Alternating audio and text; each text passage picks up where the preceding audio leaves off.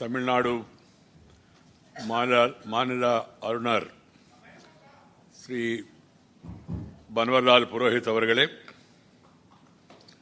மேன்வளத்துறை அமைச்சர் திரு ஜெயக்குமார் அவர்களே, இந்துஸ்தான் குழும நிறுவனத்தின் தலைவர் டாக்டர் எலிசபெத் வர்கீஸ் அவர்களே, துணை முனைவர் ஆணையாளர் திரு பரத் ஜோஷி அவர்களே, பேருமரியாதைக்கு உரிய டாக்டர் ஜோசப் மார் தோமா அவர்களே, இந்துஸ்தான் குழும நிறுவனத்தின் இயக்குனர் மற்றும் முதல் நிர்வாக அலுவலர் டாக்டர் ஆனந்த் ஜாக்கப் அவர்களே, இந்துஸ்தான் குழும நிறுவனத்தின் இயக்குனர் ஸ்ரீ அசோக் வர்கீஸ் அவர்களே, இந்துஸ்தான் குழும நிர்வாகத்தின் இயக்குனர் டாக்டர் அபி சாம் அவர்களே, இன்றைய நிகழ்ச்சிக்கு வந்திருக்கும் அனைத்து தமிழ் உள்ளங்களுக்கும் வணக்கம்.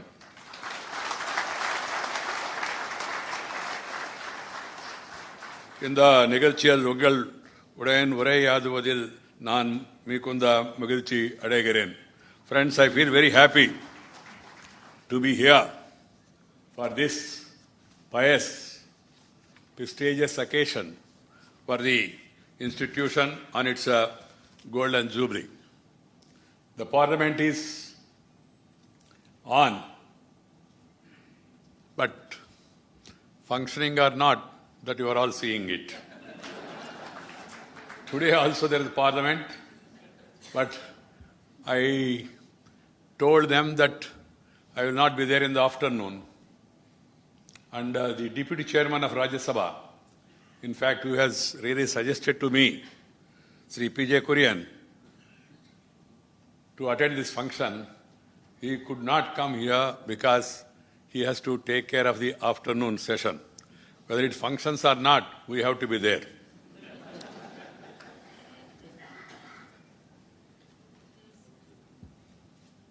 My warm greetings to all of you, including the students, parents, teachers, members of the committee, and the important dignitaries who have come here to this function. I am really delighted and pleased to attend this valedictory function marking the culmination of the year-long Golden Jubilee celebrations of Hindustan Group of Institutions. I am delighted to note the tremendous growth of Hindustan Group of Institutions, which was started in 1966 as a small vocational training institute offering non-formal technical education and training. Today, the group is offering a wide spectrum of programs from diploma to PhD across several disciplines.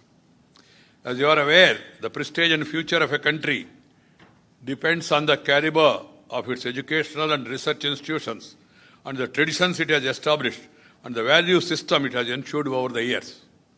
Education plays an important and crucial role in the realization of our nation's aspirations for social progress, economic growth, and technological advancements.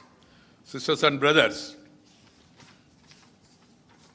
the formal education system in our country has its roots in the colonial regime, where education institutions were mostly meant to train people for specific needs of the British government of those days.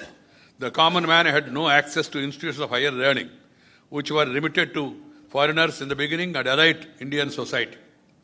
As a result, vast majority of population remained confined to agriculture and various unskilled sectors.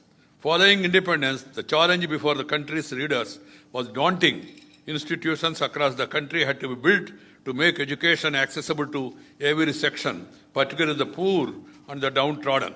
Undoubtedly, the education is the only tool to eradicate illiteracy, empower the people, and liberate the country from the social and economic backwardness. Education is for empowerment. Education is for enlightenment. Education is for enhancement of our knowledge. Education is for economic upliftment. And education, finally, also for employment. But unfortunately, over the days, a thinking has developed that education is only for employment. It is not possible for any government to give employment to everybody. But at the same time, it has to make the people to become responsible citizens and also make them to have economic empowerment and also make them to be able to overcome the exploitation and other things. Friends, that's why I say education is for enhancement of knowledge and also enlightenment and also to seek gainful employment. Sisters and brothers, India was once known as Viswaguru. Once upon a time, there were the days and the students from across the globe, they used to come to India. Read here, in Takshasila, in Nalanda, in other places of learning. And even Huan Song, Pahian, the Chinese historians, they came here, they wrote about India and its greatness and its knowledge. From there, where we have gone? It's all because of colonial rule and subsequently colonial mindset. The foreigners came here, ruled us, ruined our minds also. Because we were made to feel that we are diffident, we are inferior, they are superior.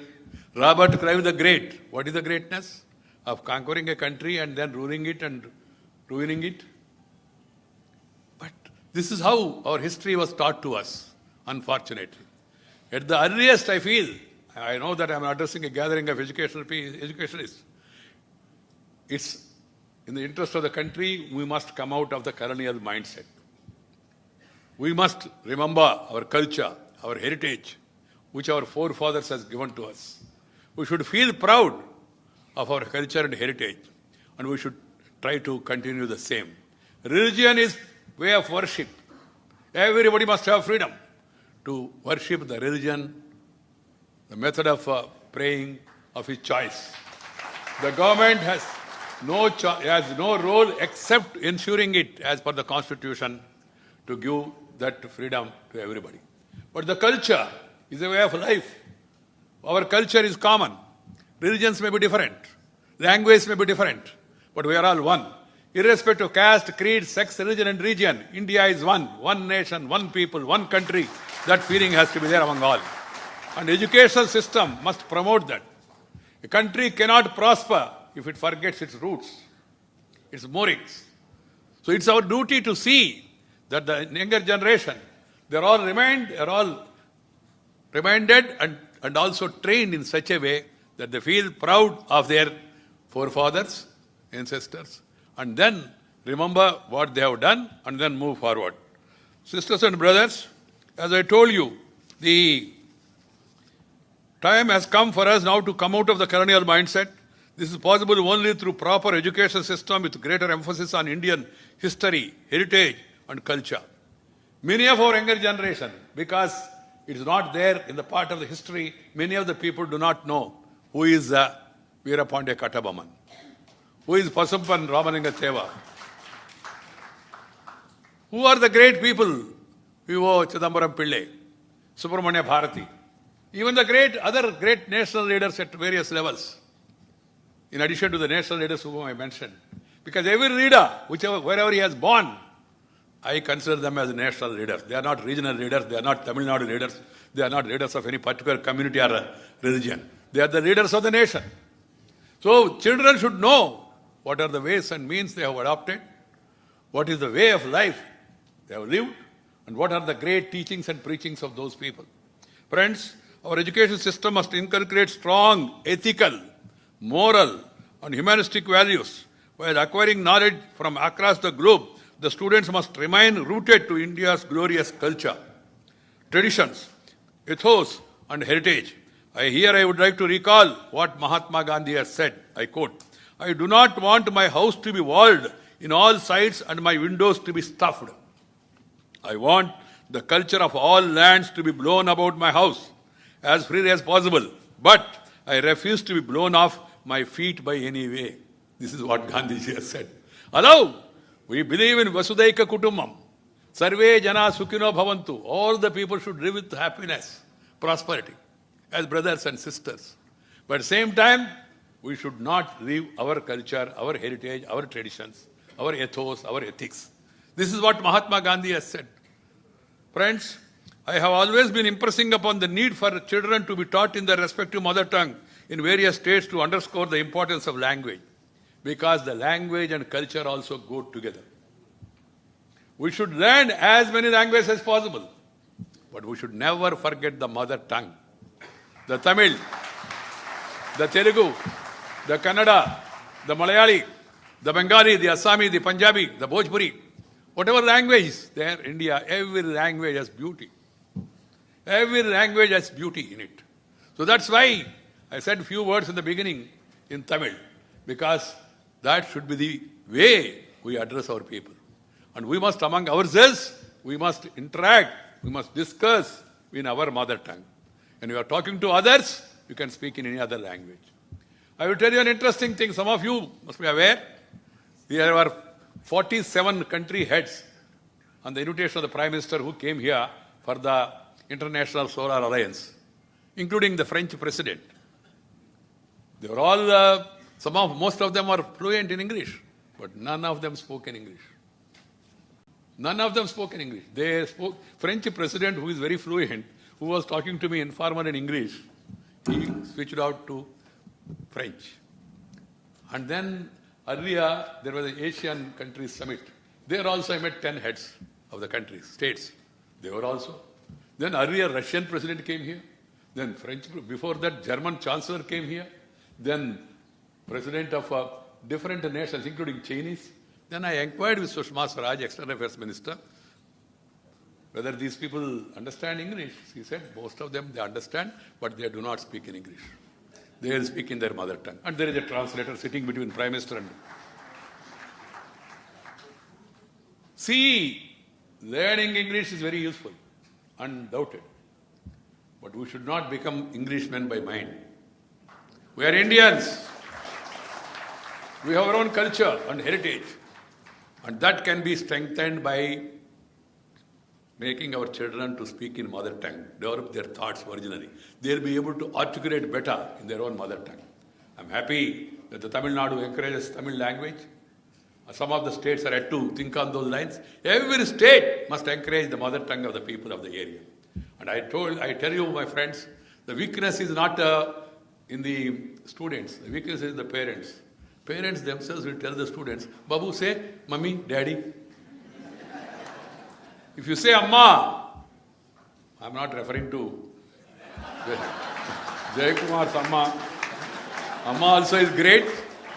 I like her also very much. Madam Jayalalitha ji, who is no more. But mother. If you say Amma, it comes from heart. If you say Mummy, it comes from here. Try. I call upon other Hindustan University students, try in the night today. Interact with your people.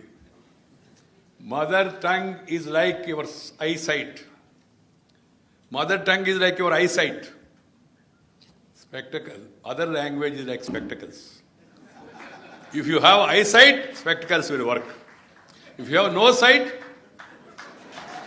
then there is no sight. Then there is no sight. So we have to understand the importance of mother tongue, because you will be able to articulate original thoughts, original thinking, and then learn as many languages as possible. English is also important, as I told you, and even Hindi for that matter. I am not forcing anybody, but it will be to your advantage. I have seen, coming from an agriculture family from the deep south of India, going to Delhi and becoming a ruling party president. But for my knowledge in other languages, I would not have gone to that level. So I suggest first learn mother tongue, speak in mother tongue, and then other languages also. This is what I want the students, and I want the institutions also to practice. Friends, I also want to see a day, I hope it will happen during my lifetime, that medicine, engineering, or other technical courses also should be taught simultaneously in the local language also. That is the way forward. It will take time, but don't worry now, it will take time. But start making efforts. Even the language in the court also, that should be the local language. Because what the advocate is arguing, the client do not know. What is the value? What is the value? And everywhere, except the IAS, IPS and other courses, in all other walks of life, you need to deal with the local people, in the bank, in taluk office, in municipal office, in every office. You have to speak to the people for their local language. So that's the important. Then secondly, friends, The country has made remarkable progress in 70 years. I don't deny that. And I'm not getting into politics because I'm out of politics now.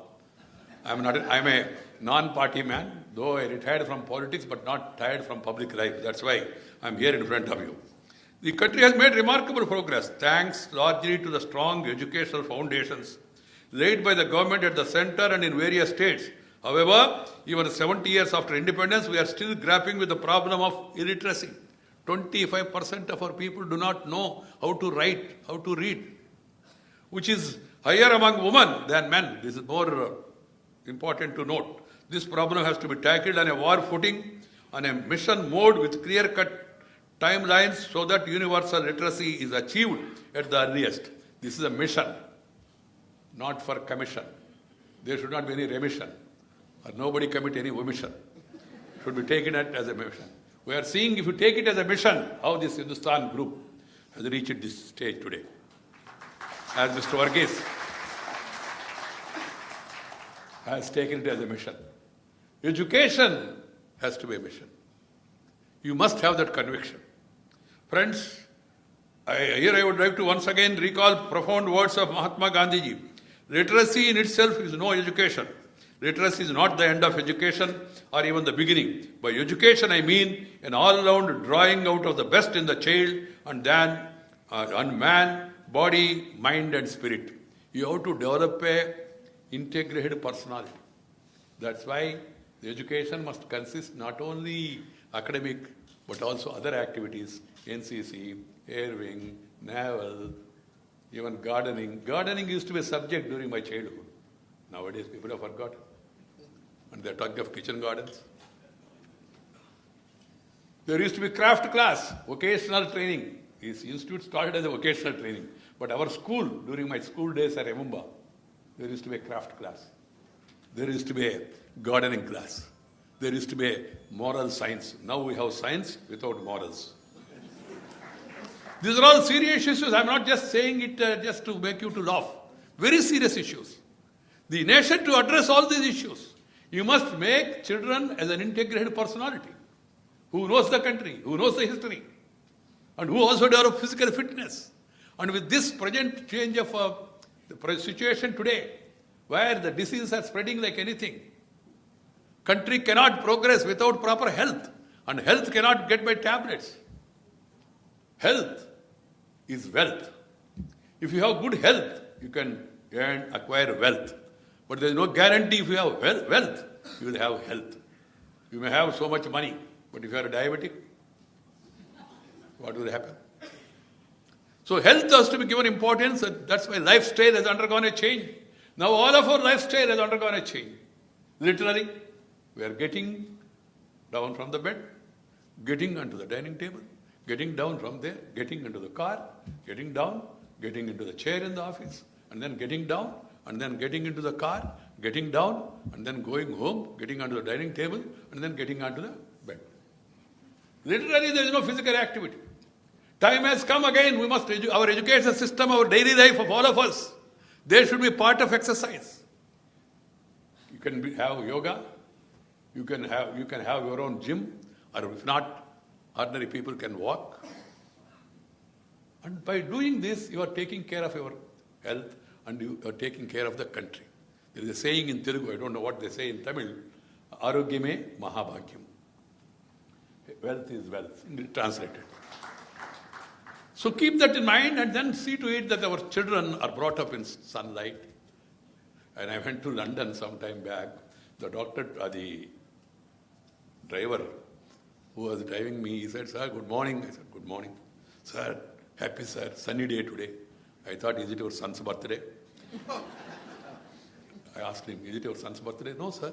"Then what?" He said, "Sir, today is sunny day, sir. Sun is very bright." Then I told him, poor fellow, in India, 365 days are sunny days. Sun rays gives you strength, health. And see how we are progressing on solar, harnessing the sun. Solar, the power tariff which was 6 rupees and odd is now coming down to below 3 rupees because of solar. The government have taken initiative of that. We must also try to learn to live with nature, with water, with air, with brightness, with sunlight. All these things are required for our body. They were part of our civilization. But now, slowly, we are leaving them and then getting into problems. And then now we are thinking of environmental this thing, and then we are talking about COP, this world body is taking now steps about environmental protection and all. Tree plantation. Prime Minister has given a call for clean Swachh Bharat. Swachh Bharat is not Narendra Modi's Bharat. Swachh Bharat is for all the people. Clean India. Clean mind, clean body, and clean money. All of them should be clean. Then only you will have peaceful happiness. Otherwise, if body is not clean, then you will appear dirty, and you will also become dirty afterwards. If mind is not clean, then you will not get proper sleep. You will also get disturbed, and you will do unwanted things like Nirbhaya episode, etc. And then money also should be clean, otherwise you will not be able to sleep. You may have a good pillow, but under the pillow money is there, you will be always agitating. When they will come, what they will do, when they raid. That's why Prime Minister said, Tanse, Manse, Dhanse. Clean body, clean mind, and clean money. This is very much useful. Don't look it from a political angle. This is very much useful for the country to move forward. Education does not end with the mere acquisition of knowledge or degrees. It is aimed to holistic development of an individual who will be able to face the challenges of a fast-changing world with a vision of seer and temperament of scientists. It should help in molding and building the character, capacity, caliber, and promoting proper conduct. What is required in life is character, caliber, capacity, and conduct. Unfortunately, some people are trying to replace it, including politicians. Instead of character, caliber, capacity, and conduct, instead of 4 C's, 3 C's. Caste, community, cash. This should be avoided. And we must have that motto of having character, caliber, capacity, and conduct. Then only you become a strong nation. Friends, India has today 864 universities and around 51,000 institutions of higher learning, as per 2016 and 17 statistics. Though India has the third largest education system in the world, our average gross enrollment ratio, GER, is still 25%, lower than many of the developing economies in the world, mainly due to lack of adequate educational infrastructure and financial resources to cater our large population. We have a huge population. The government has to set a target of achieving minimum 30% average GER by 2020, which translates into 40 million students. To achieve this challenge, we need a paradigm shift from conventional approach with focus on innovation and new teaching and learning methods. While optimizing our existing capabilities and capacities, we need to improve quality of education through national and international linkages, use of ICT in a big way, promoting e-learning and virtual classrooms. Public-private partnership in education sector is also important to improve GER and offer world-class education to our youth to compete with the rest of the world. You have Hindustan University, you have SRM University, you have VIT, you have Mata Amrutanandam, you have so many things that have come in public-private sector. They are proving to be good institutions also. Proving to be good institutions. So there has to be a healthy competition, and private sector also must be allowed. That's why our country has allowed it, even Tamil Nadu government have allowed it, and then you have Ramachandra Medical College. You have many other institutions also which are coming from the private sector. What is required? There has to be some regulation. But regulation should not become a strangulation. If there is no regulation and if there is no proper monitoring, you will have stories like Nirav Modi, Vijay Malaya, etc. We need to address the critical issues in our education system like high dropout ratio, because at secondary and tertiary level, obsolete syllabus and conventional pedagogy, lack of industry-institute linkage, lack of research awareness, and shortage of trained teachers. It is worth mentioning that Tamil Nadu state has achieved the higher GER of 46.9% in 2016-17 as per Ministry of Human Resource Development survey report against the national average of 25.2%. I compliment the Tamil Nadu government and Tamil Nadu people for the same The educational ecosystem in Tamil Nadu is stated to be among the best in the country, especially for professional education. The private sector has been playing a crucial role in this regard.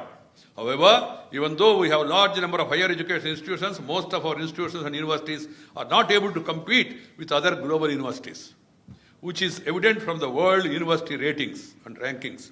The government took a serious note of this, and Honorable Prime Minister has announced a financial assistance of 10,000 crores to 20 institutions in both private and public sector for a period of 5 years to achieve world-class university status. It is our duty now. Another alarming challenge we face the lack of employable skills in most of our graduates. Only around 15% of our graduates are equipped with the required professional skills and knowledge. One of the main objectives of education is to equip the youth with employable skills, entrepreneurial skills. It should be create assets in the form of knowledge and skills, which is referred to as human capital. We need to empower our youngsters with requisite skills to gain and retain appropriate gainful employment. Apart from technical vocational courses, we have to impart better communication and problem-solving skills.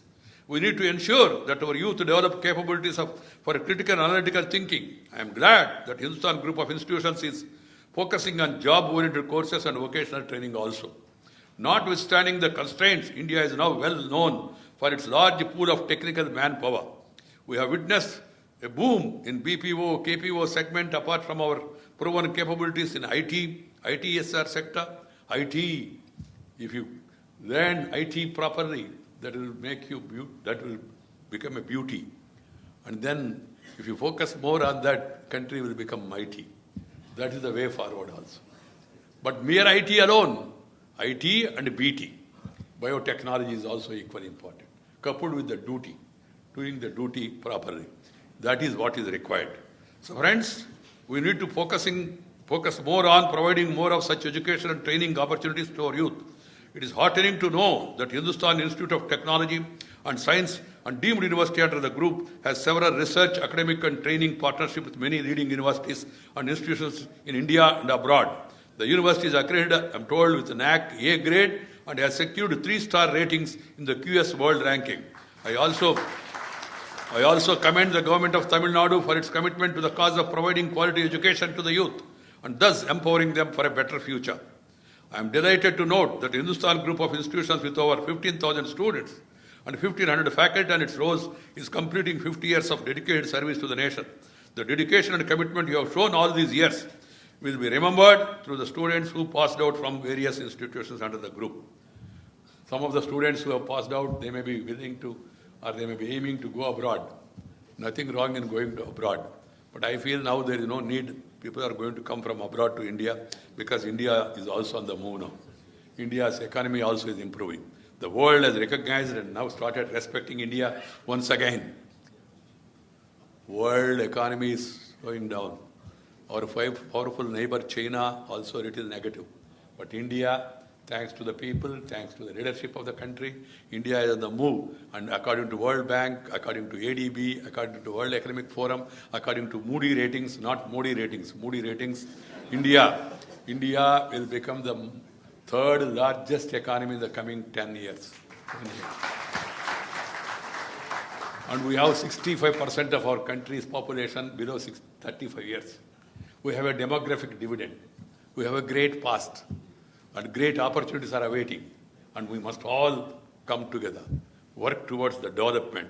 And that to inclusive development, taking care of the suppressed, oppressed, depressed people, taking care of the last man in the queue. Antyodaya, what Mahatma Gandhi has called, or Dr. Ambedkar has said, or Deen Dayal Upadhyaya has told us, is taking care of the poorest of the poor, uplifting the poorest of the poor. That should be our economic policy. And at the same time, equal opportunities to all people.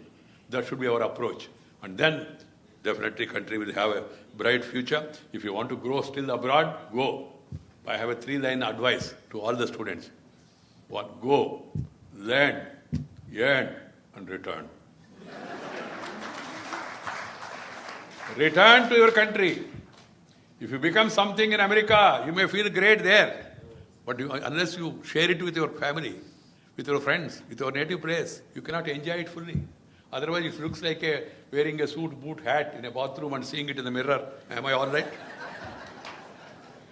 Sending a photograph from America to Amma in Tiruchirappalli or Tiruchendur or Tiruvannamalai and saying, see grandmother, I purchased a house. It has got 8 bedrooms but only 1 family to live. This is the biggest car. Unless you share that with your family, with your society, you cannot have real meaningful enjoyment. That's why I advise the students, go, nothing wrong. And we should really, in the coming days, must develop more and more skills and supply human resource to the entire world. The day is not far off from that. I hope that if everybody makes effort, it will move in that direction. On this occasion, let us remember the leadership and guidance provided by the founder of this group of institutions, late Dr. KCG Varghese.